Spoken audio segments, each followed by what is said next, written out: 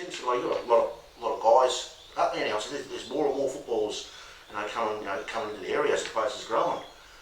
And I can't remember if it was Tim or Kevin that said, let's form a footy club. Got enough players there. Okay. So that's where it started. And I go back to 1981 when this young 6'5" junior primary teacher came to Andamuka and was actually teaching my granddaughter, and he was so passionate about his footy.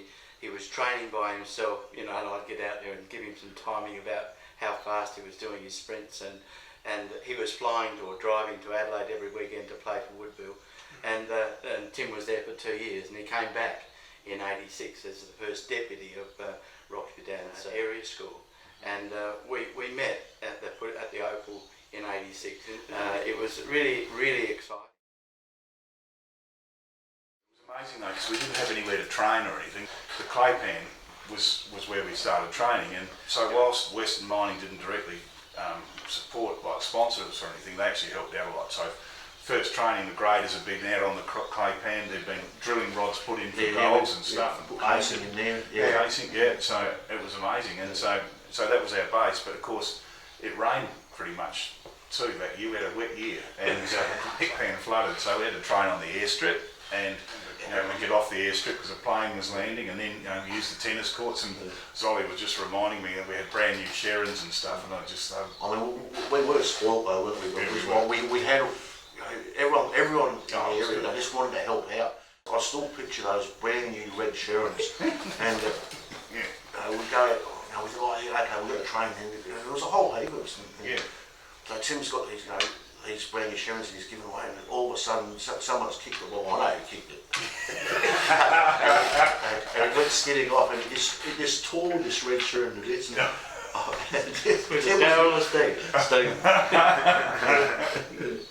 I was really worried about it, didn't I? I've never seen so many new Sherrins, I don't reckon.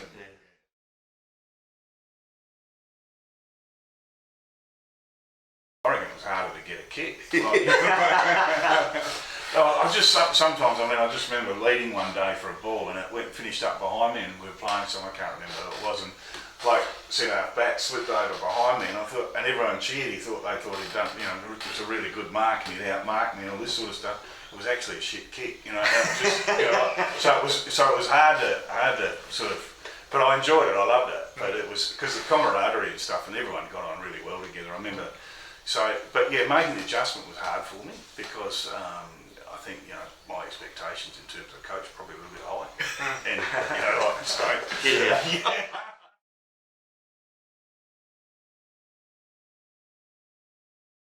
Well, we never lost a game. And the average winning score was just amazing. The average winning margin in that first year by Roxby Districts per game was 175 points, e.g. 26 goals, 19 points. That was amazing. JDS, the Joint Development Services Club, mainly of Americans, and we beat them 63 goal 57 to no score. Terry Dwyer, our full forward, he was a real hog. Kicked 27 goals. 28 it was, 28. You better get that right. Club record? I reckon I'm going to go you one better. I'm pretty sure it was 29.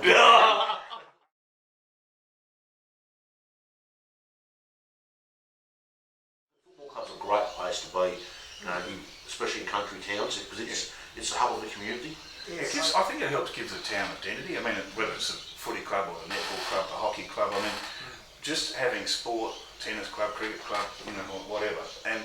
But having a team and having a town, like the town being able to follow it and the kids being able to watch, and then what happened was the junior footy started, and so it had lots of spin-offs, and I think it just brought people together. There's so much going on. The town's being built, the school's being built. It really was a time for things just happened. But the town in '87 really sparked up again. And then they formed the Olympic Dam Football Club. They actually took over the clay pan area as their home. They thought that they need to remember that's sacred Roxby ground. So it's actually the spiritual home of Roxby. So just make sure they know that. So I reckon they should have a red and white flag flying on the top of their bar there, shouldn't they?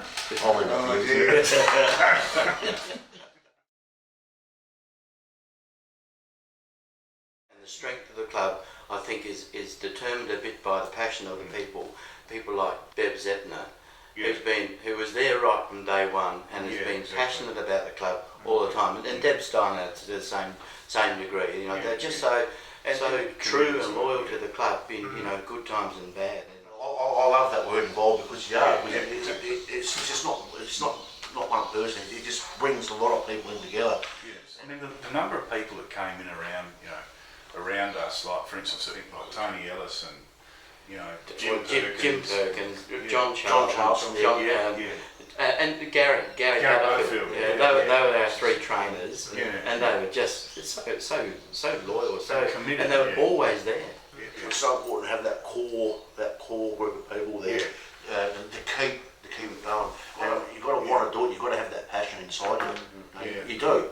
Yeah, I think about this, the Zeppners and the Steinhauses and the Oars and all those sorts of people. Like they're just the heart and soul of the club, and they've been a bit of a constant for Roxby. And I think these guys are right. I think it started right back at the Opal Hotel. Really, that was really did. I think you've got to have the passion to do it. That's right. You've got to want to do it. That feeling of winning that grand final at the end, we were against the odds. Our best player was off the field, but we must have been fitter, or we must have had that drive to overcome. That feeling was just you'd never forget it. My wife Jane, and she was into the umpires this day, and like she was terrible. You could hear her, couldn't you? And I had to send Belly out, the runner. I said, Belly, you're going to have to go and speak to Jane and tell her to shut up because they're going to turn against us. He was really bad this day. Belly's gone over and he's like, how am I going to do this? And he's politely, because he's a really polite bloke, he said, Jane, excuse me, over the fence, and they're all around her, and he said, look, Tim's just said that it'd be really good if you could be quiet, in a really diplomatic way. No, Tim said shut up, tell her, because I was bloody livid with her, and anyway, I don't think it made any difference. Jane, bless her soul, she was the best ankle biter you've ever seen. She was the best, and she was a card. Yeah. I remember him saying to me, I reckon I'm allowed to mention his name, Darryl. And Darryl Bunny. And he was up against this huge ruckman for Centrals, and it was a monster of a bloke. And Darryl would jump, but I said, how are you going to beat him, Bunny? He said, look, it's cold. He said, we'll be right. I said, what do you mean? He says, you watch his ankles. And he just went like that. He streaked his ankles. Terrible. And I said, really? And this bloke, he couldn't jump. He was hobbling around. He was hobbling. The excitement around getting the club going that year was just, I'll never forget that. The fact that we went through undefeated, and it's really nice today that the club's still there, and there's still the same passion, and they're being successful. And congratulations to the Roxby Districts Sporting Club for their 30th anniversary. Marvellous achievement. Being proud to be involved in forming the club and other clubs up there, and to keep that community spirit going and involvement for such a long period of time is fantastic, especially in these tough times. So well done. I think you've done the club proud, the way that the longevity of the club, the success the club's had, the development of the whole spirit of Roxby. So congratulations, and let's hope the next 30 years goes on as strong and as industrious as the first 30 years. Well done, Roxby District. Yeah, just congratulations, Roxby Districts, on your 30th year, and congratulations to everyone that's been involved over that time. I'm really proud to see that the club's still going and still prospering.